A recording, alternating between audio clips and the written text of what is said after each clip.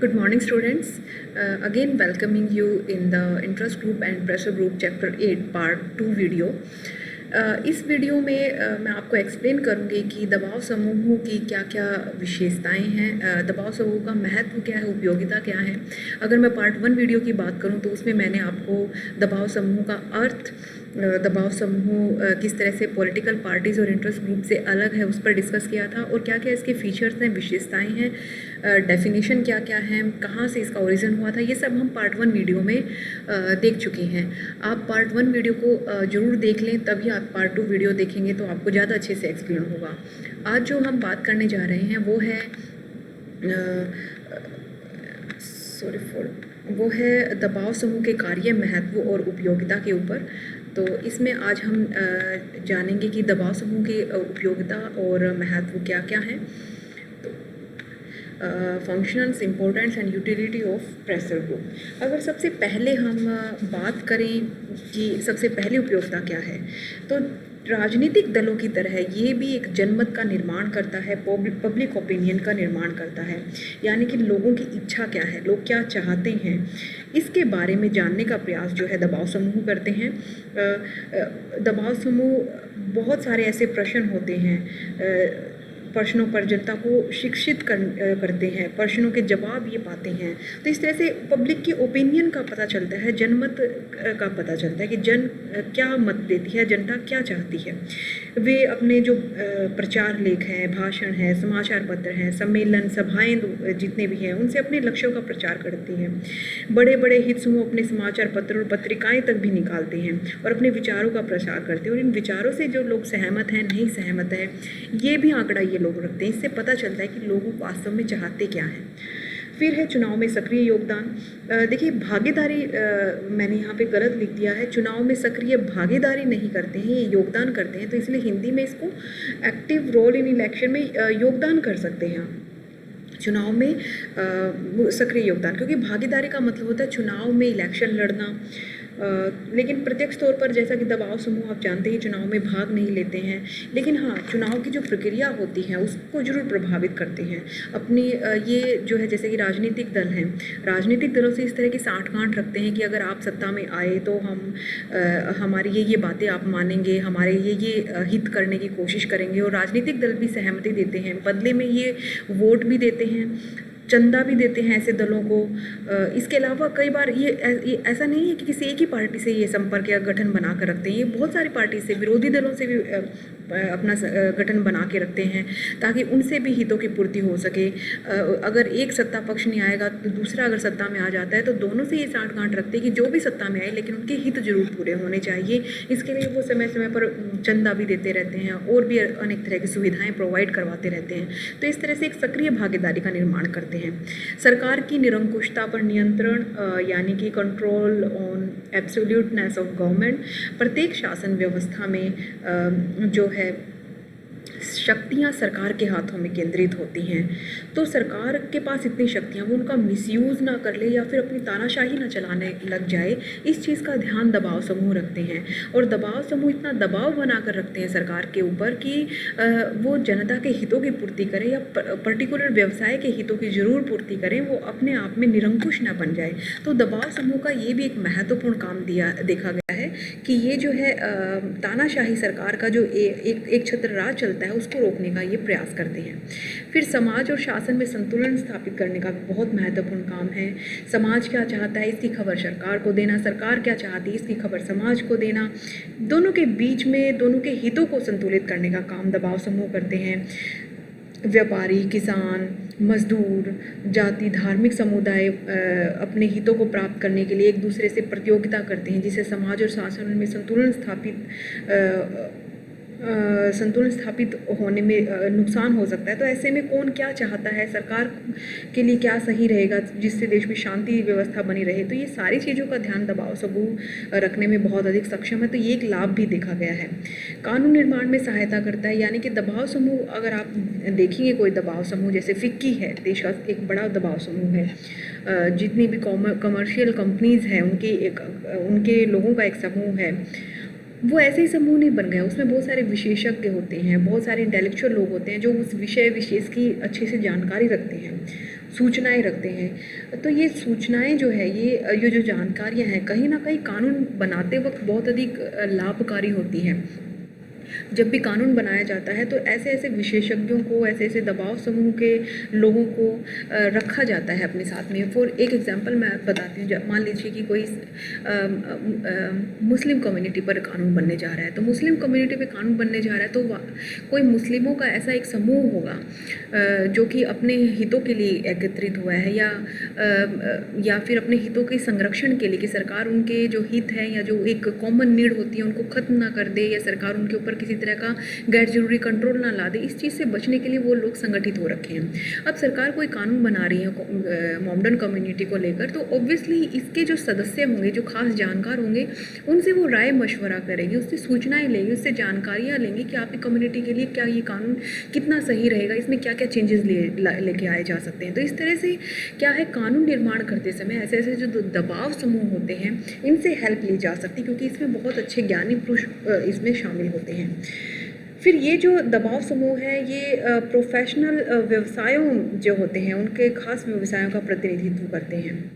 जैसे टीचर दबाव समूह है, शिक्षण दबाव समूह है, वो शिक्षकों का प्रतिनिधित्व करता है, समय समय पर सरकार को जानकारी देता है कि शिक्षकों के लिए क्या ज़रूरी है। इसी तरह से जो छात्र हैं, छात्रों का भी एक दबाव समूह होता है, छात्रों के लिए क्या ज़रूरी है इसके बारे में समय समय पर जानकारी देता है ऐसा दबाव समूह। और भी चाहे डॉक्टर आप लगा लें, चाहे कोई भी दबाव समूह लगा लें, उन दबाव समूह के लोगों को ही पता है कि उस पर्टिकुलर व्यवसाय की क्या क्या समस्याएँ हैं।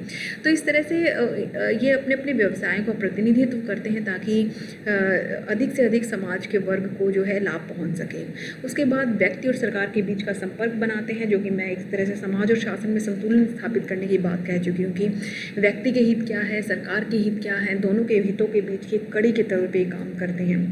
नौकरशाही पर भी दबाव डालते हैं। नौकरशाही आपको पता ही होगा, जो अफसर होते हैं उनको नौकरशाह भी कहा जाता है। तो इन अफसरों को जो है, ये अफसर ठीक तरह से काम करें, इसके ऊपर भी दबाव डलता है। सिर्फ एक सरकार ही नहीं होती है इसके अंतर्गत।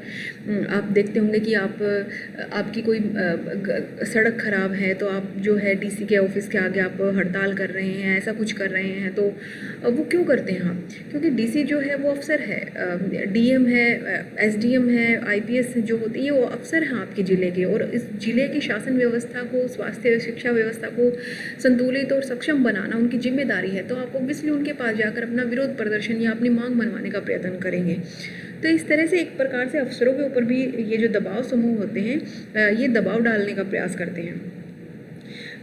इसी तरह से सामाजिक, आर्थिक, राजनीतिक सुधार लाने में प्रयास करता है। दबाव समूह सामाजिक, आर्थिक तथा राजनीतिक सुधारों का प्रचार करते हैं, उनके लिए सरकार पर दबाव भी डालते हैं। जैसे कि इंग्लैंड में कुछ दबाव समूह के प्रचार से क्या हुआ कि महिलाओं को मताधिकार मिल गया 1928 में। इसी तरह से भारत में जो है मजदूरों के दबाव समूह के प्रयत्नों से क्या है, मजदूरों के लिए न्यूनतम वेतन क्या होगा, भत्ते, बोनस, सुविधाएँ, ये सब जो है कानून, इससे संबंधित कानून भी बने हैं। ये दबाव समूह के कामों का ही नतीजा है। फिर जो है न्यायालय द्वारा दबाव समूह जब कभी ये देखते हैं कि विधानमंडल जो है, यानी कानून बनाने वाली जो संस्थाएं हैं, उनके हितों के लिए काम नहीं कर रही है, उनके हितों के अनुसार कानून नहीं बना रही है, उनके हितों के विरुद्ध कानून बना रही है, तो वे न्यायालय में मुकदमा दायर करते हैं। इसके लिए वो योग्य वकीलों को चुनते हैं, पैरवी करवाते हैं और निर्णय पक्ष में लाने का प्रयत्न करते हैं। तो इस तरह से दबाव समूह जो है एक तरह से अपने जो संगठन के जो सदस्य हैं उससे रिलेटेड जो कम्युनिटी है, संप्रदाय है, जाति है, व्यवसाय हैं, उन सब के हितों की बात जब लगता है कि कहीं भी नहीं बन रही, ना सरकार पर दबाव डालने से बन रही, ना कानून बनाने वाले संस्थाओं पर दबाव, ना नौकरशाहों पर दबाव डालने से बात बन रही है, तो वो न्यायालय की शरण लेते हैं।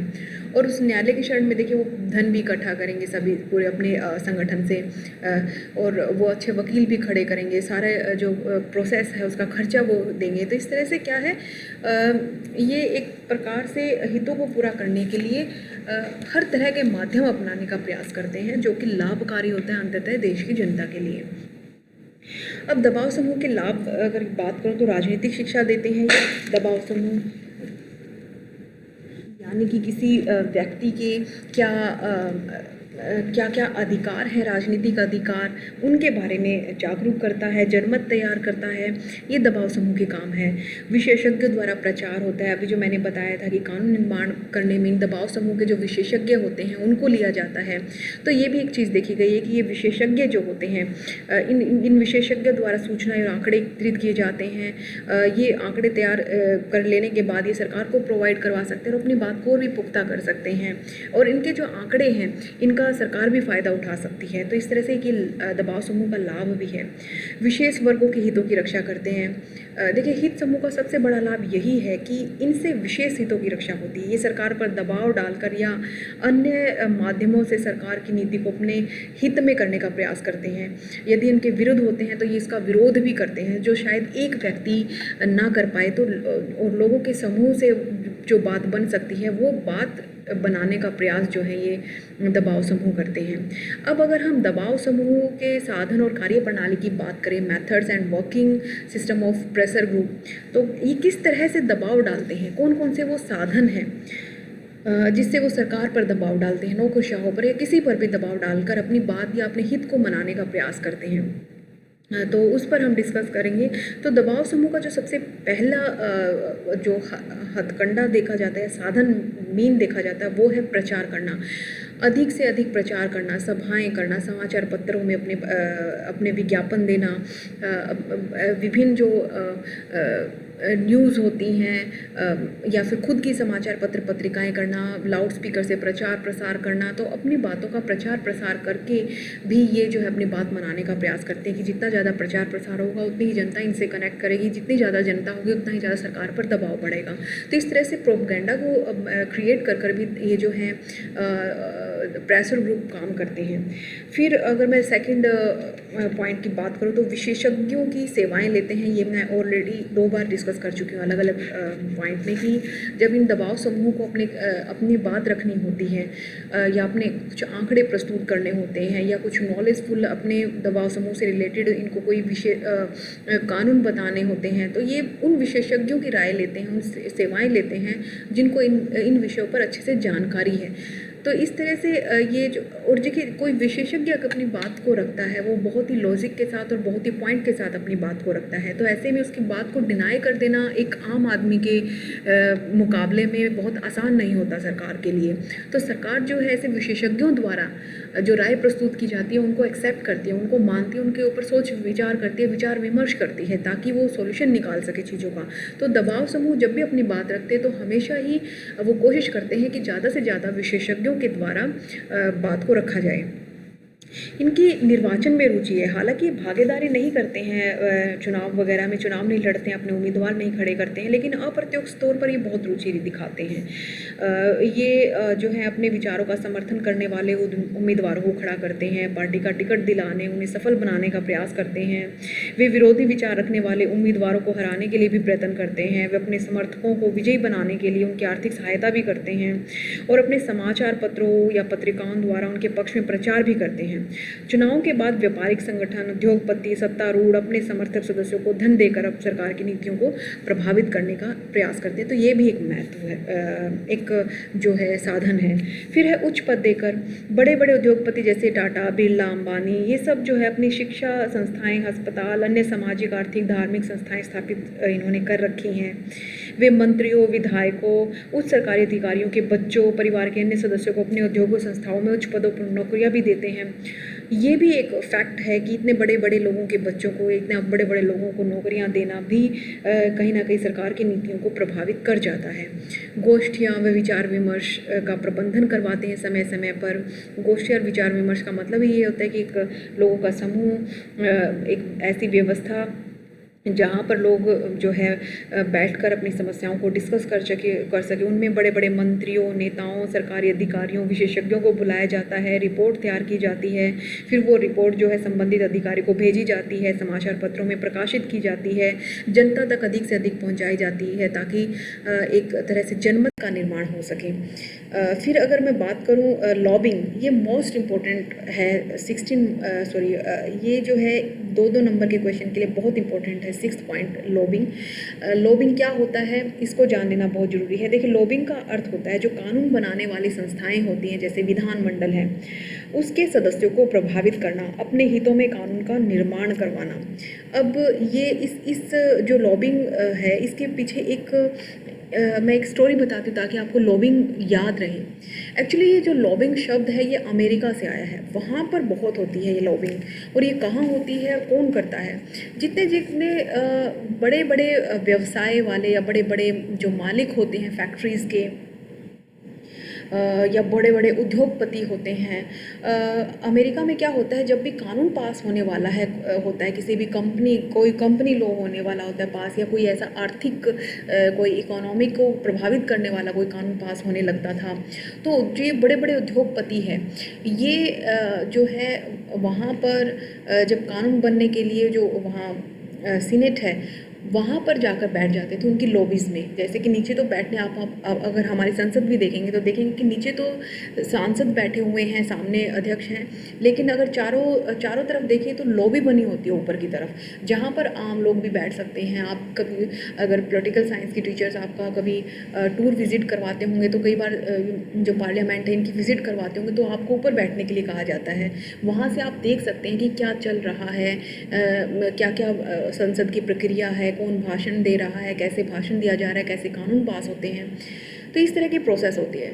तो अमेरिका में क्या होता था, जब भी ऐसा कोई कानून पास होने वाला होता तो ये बड़े बड़े उद्योगपति हैं जाकर लॉबीज़ में बैठ जाते थे और ये वहाँ से प्रभावित करते थे संसद में कानून बनने की प्रक्रिया को। जब भी कानून बनाने के लिए कोई मंत्री खड़ा होता फैक्ट्री से रिलेटेड, अगर लगता कि ये कानून सही नहीं है तो वो वहीं पर लॉबी से ही अपना विरोध जताना शुरू कर देते थे, हूटिंग करना शुरू कर देते थे। तो वहीं पर एक तरह से जनमत मिल जाता था सरकार को कि अरे लोग तो चाह ही नहीं रहे ये कानून बनना। तो ऐसे में वो इस चीज़ को या तो कानून को बनने ही नहीं देते थे, या सरकार खुद से दबाव में आकर, लॉबी के दबाव में आकर उस कानून को वहीं ड्रॉप कर देती थी। तो इस तरह से लॉबिंग की प्रक्रिया होती है और ये एक महत्वपूर्ण साधन है। एमसीक्यू में बहुत बार पूछा भी गया है कि लॉबिंग निम्न में से किससे संबंधित है, दबाव समूह से, राजनीतिक दलों से, किससे? तो आपको याद रखना है कि दबाव समूह से लॉबिंग, चाहे राष्ट्रीय वो हित समूह भी आ जाए, आपको उस पर भी क्लिक नहीं करना, आपको दबाव समूह पे ही करना है क्लिक कि दबाव समूह से संबंधित है लॉबिंग, एक साधन है ये बता। इसके बाद है रिश्वत और बेईमानी देना, एक और जो है एक साधन है कि जब काम दबाव डालने से भी ना बने तो क्या करें, विधायकों, मंत्रियों, अधिकारियों को रिश्वत दे दो, तो ये बेईमानी का भी रास्ता अपनाते हैं। तो आपको याद होगा इसकी विशेषताओं में कि ये असंवैधानिक साधनों का भी इस्तेमाल करते हैं, संवैधानिक और असंवैधानिक दोनों। आई थिंक ये मैंने फर्स्ट वीडियो में राजनीतिक दल और दबाव समूह में अंतर बताने वाले पॉइंट में मैंने आपको बताया था कि राजनीतिक दल संवैधानिक साधनों का इस्तेमाल करते हैं। अगर वो संवैधानिक साधनों का इस्तेमाल नहीं करेंगे तो चुनाव आयोग उनके ऊपर एक्शन ले सकता है। और जहाँ पर दबाव समूह की बात है तो ये गैर संवैधानिक साधनों का इस्तेमाल करते हैं, जो कि हमें देखने को मिल भी रहा है, जैसे रिश्वत और बेईमानी। फिर न्यायालय की शरण लेना कि ना ही तो काम चला सरकार पर दबाव डालकर, ना ही संसद में दबाव डालकर, ना ही लॉबी करके, ना रिश्वत और बेईमानी करके, तो अब काम कैसे अपना बनाया जाए? तो तब होता है इनका आखिरी हथकंडा कि न्यायालय की शरण ली जाए, जुडिशरी का दरवाज़ा खटखटाया जाए। और फिर उससे भी नहीं होता तो फिर कुछ ऐसे दबाव समूह भी होते हैं जो हिंसा करते हैं, तोड़ फोड़ करते हैं। तानाशाही व्यवस्था में तो हिंसा दबाव समूह प्रमुख साधन होती है, लेकिन लोकतांत्रिक पद्धति में दबाव समूह हिंसात्मक कार्रवाइयाँ कम ही करते हैं, तो ये एक चीज़ कम देखने को मिलती है। अब अगर हम बात करें दबाव समूह का, लगभग हमने कंप्लीट टॉपिक कर लिया है। अगर हम बात करें कि दबाव समूह के दोष क्या हैं, इसकी आलोचना कैसे की जाती है, तो सबसे पहला ये अप्रजातांत्रिक है। क्यों है अप्रजातांत्रिक, अनडेमोक्रेटिक क्यों है? देखिए, प्रजातंत्र में जो है लोगों की बात होती है, लोगों की ऐसी बात की जाती है जो सभी लोगों को स्वीकार्य हो, लेकिन ये विशेष व्यवसाय से होते हैं, यानी विशेष व्यवसाय के हित की बात करते हैं, सभी लोगों के हितों की बात नहीं करते। और दूसरा, इनकी रिस्पॉन्सिबिलिटी भी कुछ नहीं होती, उत्तरदायित्व का अभाव कम होता है। ये मैं आपको करवा चुकी हूँ इनका एक पॉइंट विशेषताओं वाले में कि उत्तरदायित्व क्यों कम उत्तरदायित्व ये मान जाते हैं, तो इस वजह से अप्रजातांत्रिक भी कहलाते हैं। इसके अलावा साधारण जनता के हितों की देखते ही नहीं है, सिर्फ अपने व्यावसायिक हितों की। भ्रष्ट आचरण भी अपनाते हैं। मैंने बताया कि साधनों में ये रिश्वत और बेईमानी से काम लेते हैं, हिंसा का इस्तेमाल करते हैं, तो उस तरह का इनका कंडक्ट हो जाता है। तो ये भी एक इनकी आलोचना है।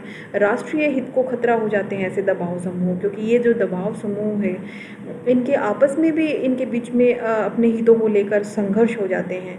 एक मान लीजिए हिंदू कम्युनिटी का दबाव समूह, एक मुस्लिम कम्युनिटी का दबाव समूह, कभी इनके भी आपस में इंटरेस्ट टकरा जाते हैं, तो